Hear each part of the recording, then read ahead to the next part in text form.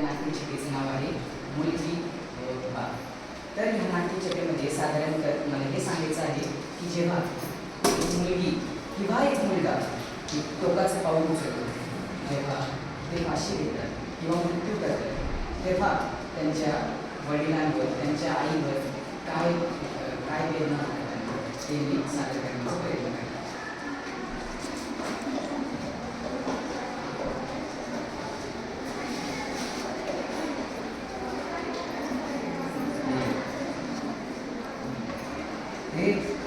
वैष्णवी, अगं वैष्णवी, हे बघ पैशांची व्यवस्था झाली बरं का. अगं आता लवकरात लवकर आपण आपल्या छकुलीचं लग्न लावून टाकू. अगं तिला तिच्या सासरी पाठवून टाकू. एवढी लवकर मोठी झाली ना ती, एवढीशीच होती आणि आता आता लग्नाला आली. अरे अरे केव्हाच बोललो नाही तिच्याशी.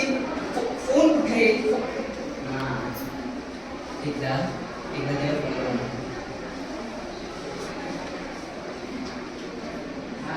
हॅलो हॅलो, हा छकुले, तू तू थांब, मी काय बोलतो ते आहे.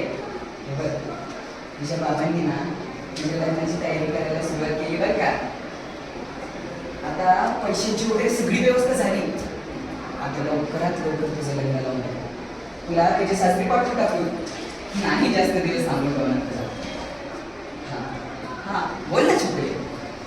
हॅलो हॅलो, बोल ना छकुले. लाजले वाटते छकुले. ए छकुले, आता बाबांचा जीव घाबरायला लागला बरं का छकुले.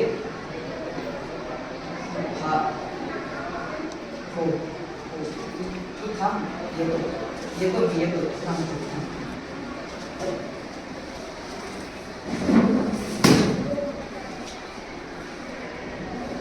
छकुले, ए छकुले, हे बघ बाबा आले.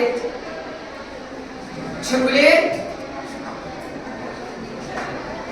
हे बघ मी आत येते बरं का छकुले.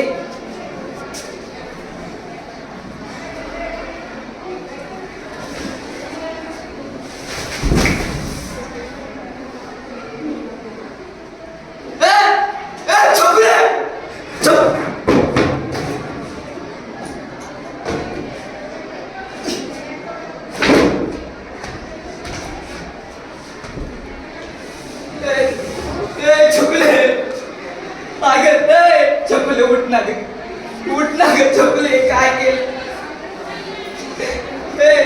उठ ना ग छकुले, छकुले उठ ना ग.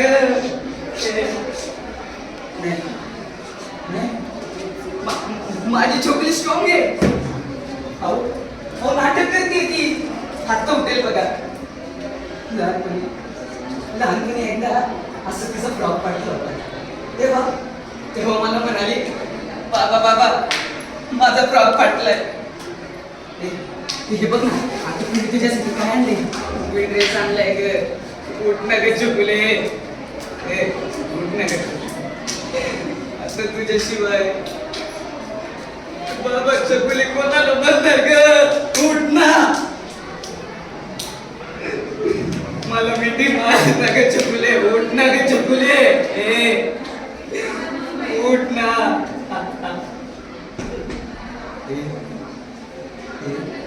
हे असं डोक्याला पाऊल घेण्याआधी तुझ्याकडेच तुझ्या आई बाबाची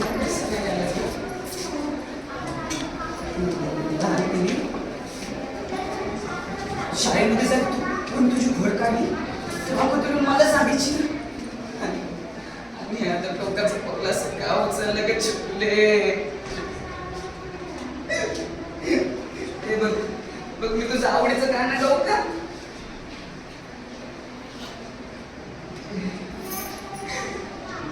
असावा सुंदर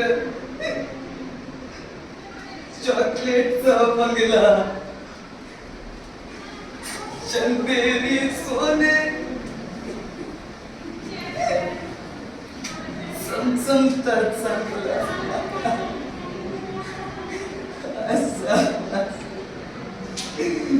छकुले उठ ना गे छकुले, उठ ना.